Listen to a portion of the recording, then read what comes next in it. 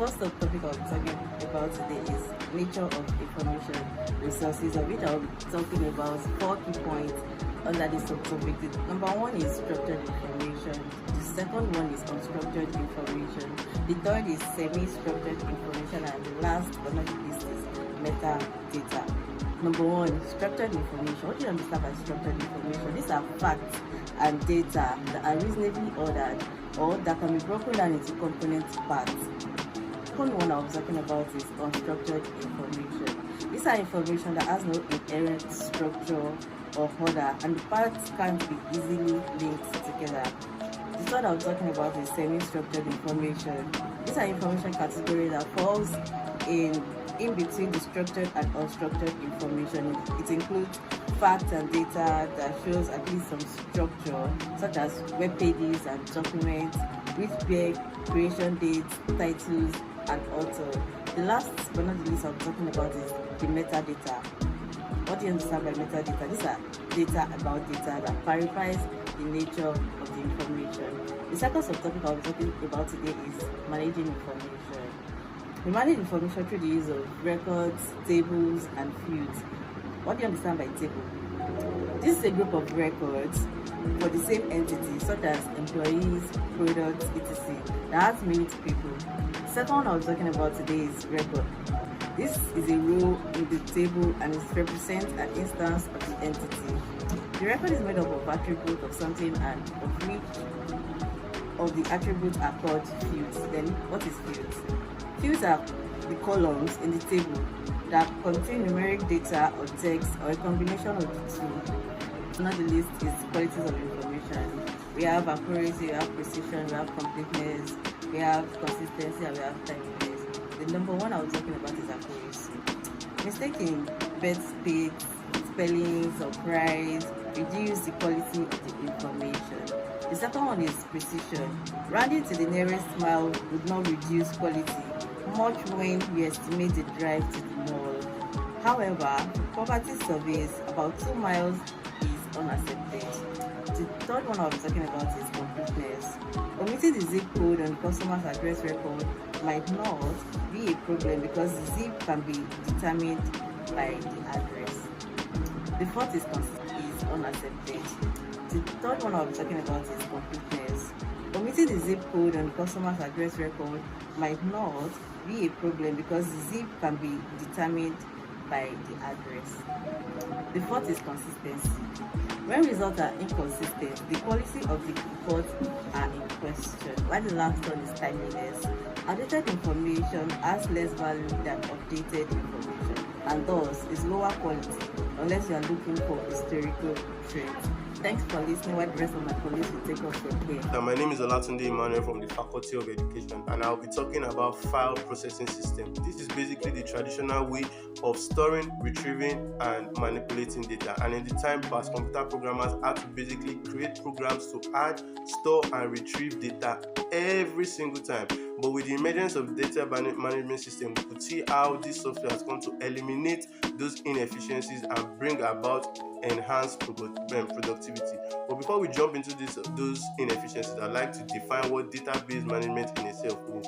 It is an integrated collection of information that is logically related and stored in such a way to minimize duplication and facilitate retrieval. So basically, you can easily input your data, record your data, you can easily store them, you can easily access them at any given time that you need it. So also, jumping right back into the inefficiencies, we have data redundancy and inconsistency. Because each set of computer programs operated on its own record, much information became redundant and inconsistent across departments. Number one, they were so separate, they were not together, so it was difficult to have a streamlined data for every employee or for every staff. We also had data dependence. Maintenance became like big nightmares because we could see that to adapt to business changes or business strategies, we had to take a lot of work to keep improving the system. But with the emergence of database management system, we could see how it has reduced redundancy, it has improved information integrity, it has improved the ability to even adapt to changes, to adopt new business strategies that can grow our businesses. So database management software is used to create and manage database. This software provides us with tools for ensuring security, for ensuring replication, and other administrative and housekeeping tasks. Thank you. My name is Chinye Nora, and I'll be talking about database architecture. But before we go into database architecture, you need to know that before a database can be more useful, it needs to have 3 types of relationship. The first relationship we'll be looking at is the one-to-many relationship. This is the easiest relationship, and even file processing system can make use of this. In this case, for example, one person has only one birth date. Secondly, we have the one-to-many relationship. This is a little bit more complicated than the one-to-one relationship. In this case, one person has one or more dependents. Lastly, we have the many-to-many relationship. The many-to-many relationship is more complicated to support. In this case, one person working on a project has 3 or more employees reporting to him or her. Now that we've looked into relationship in database, we have to look at the architecture of database. Database can be represented in any form or format. Now we can categorize architecture into 2. We have the early database architecture, and we also have the modern database architecture. Now to the early database architecture, we have 2 categories, which is the hierarchical database and the network database. In the hierarchical database looks like an upside down tree. The hierarchical database, we have the top layer and the branches under it. Secondly, we have the network database. This form of database architecture supports many-to-many relationship. Any record can be linked to as many records as possible. Now we have the modern database architecture. And that category of database architecture is the modern database architecture. Under this category, I have 3, which are the relational database, secondly, the object-oriented database, and lastly, SML. For the purpose of this video, I'll be talking about the relational database. The relational database is the most widely used database. It organizes information into tables of records that are related to one another by linking a field in one table to a field in another table with matching data. My name is Peter Precious Olubusola. My magic number is 180319085, and I'm under business education. I'm here to talk about reviewing the database and managing the database also. You can access the database through an application software known as through an application interface. That means you can also access the database. You can access the database through SQL, IVR, and also NLI. I'll be taking under SQL. What is SQL? SQL is a structured query language. That means it's a database that you can use to manipulate and perform different operations in relational database. That is, it's just like something, it's like a code you can use. We have interactive voice responses and we have natural language interface. So now we are moving on to how do we retrieve our information. That means we obtain information or data from a database. So how is this done? You can retrieve the data. The computer only allows you to retrieve the database. It only allows some people, grant access only to some certain set of people to retrieve their database. It does not just give the data to anyone. It only allows people with the code or the password to retrieve their database. Now we move on to managing the database.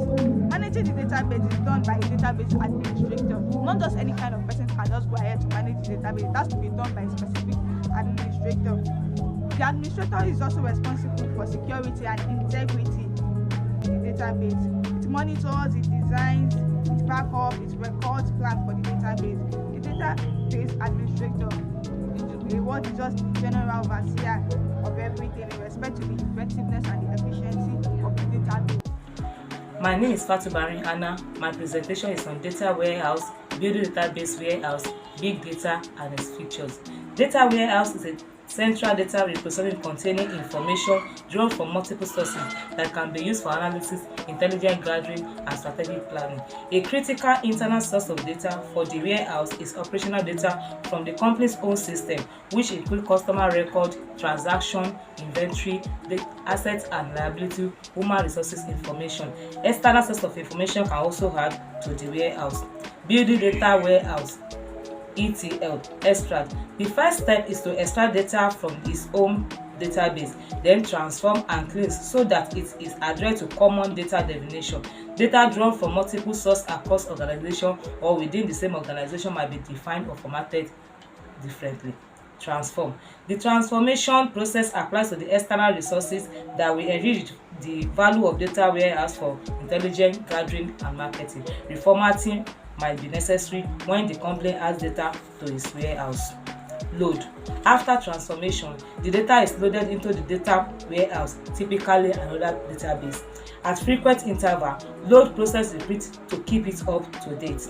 Organization also use alternative data warehouse architecture, especially when dealing with data known as big data. Big data. Big data refers to collection of data that are enormous in size, so varied in content, and so fast in accumulate that they are difficult to store and analyze using traditional approaches. Features of big data. Volume. Data collection can take up petabytes of storage and are continually growing. Velocity.